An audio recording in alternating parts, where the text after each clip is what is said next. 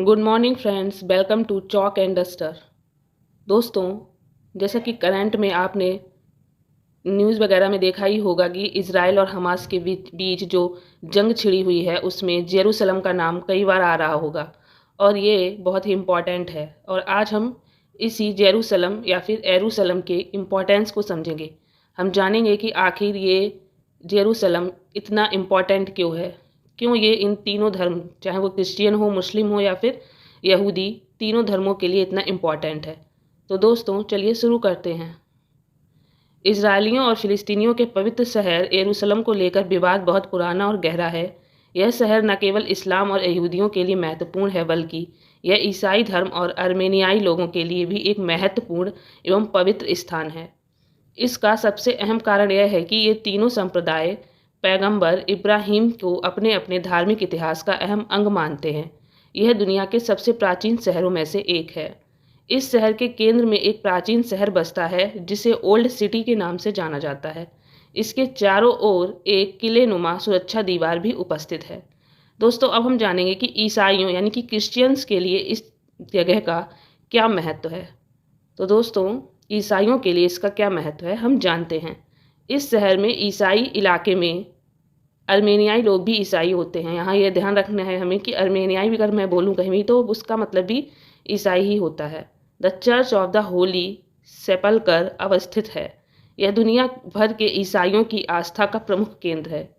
यही वह स्थान है जहाँ ईसा मसीह की मौत हुई थी और उन्हें सूली पर चढ़ाया गया था, और यहीं पर वे तीसरे दिन यानी कि ईस्टर के दिन अवतरित हुए थे। इसे हिल ऑफ द कैलवरी कहा जाता है। ईसा मसीह का मकबरा सेपल्कर के भीतर मौजूद है। दुनिया भर के ईसाइयों के लिए ये धार्मिक आस्था का मुख्य केंद्र है। तो दोस्तों, ऐसा मानते हैं ये लोग क्रिश्चियनिटी के अंदर कि जो ईसा मसीह थे उनको जो क्रूसीफाइड किया गया था, जैसा कि आप इमेज में देख पा रहे हैं, वो इसी जगह पर किया गया था। इसलिए ये जगह इन लोगों के लिए काफ़ी इम्पॉर्टेंट है। दोस्तों, अब हम जानेंगे कि मुसलमानों के लिए जेरूसलम का क्या महत्व है। तो यहाँ पर सबसे बड़ा क्षेत्र मुसलमानों का ही है। यहीं पर डोम ऑफ द रॉक और मस्जिद अल अस्का स्थित है।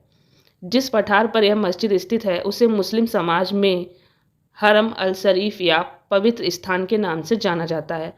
आपको बताते चलें कि मस्जिद अल अक्सा इस्लाम का तीसरा सबसे पवित्र स्थल है, जिसका प्रबंधन एक इस्लामिक ट्रस्ट वक्फ के द्वारा किया जाता है। मुसलमानों का विश्वास है कि पैगंबर मोहम्मद ने एक रात में मक्का से यहाँ तक की यात्रा की थी।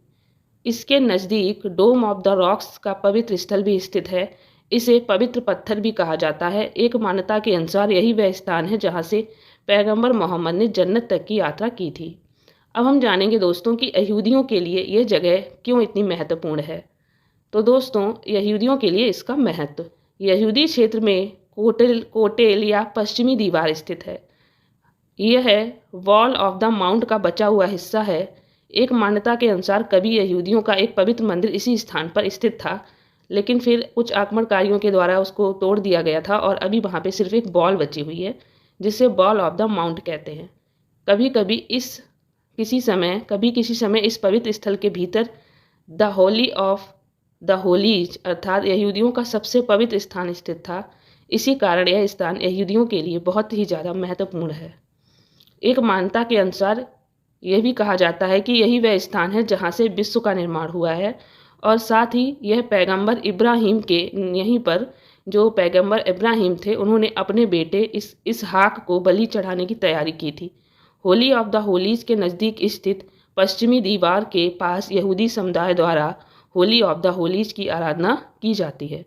तो दोस्तों, आज हमने जाना कि कैसे जेरूसलम तीनों धर्मों के लिए इतना इम्पॉर्टेंट है और इसी वजह से हमेशा से ये विवादों में रहा है। Thank you for watching.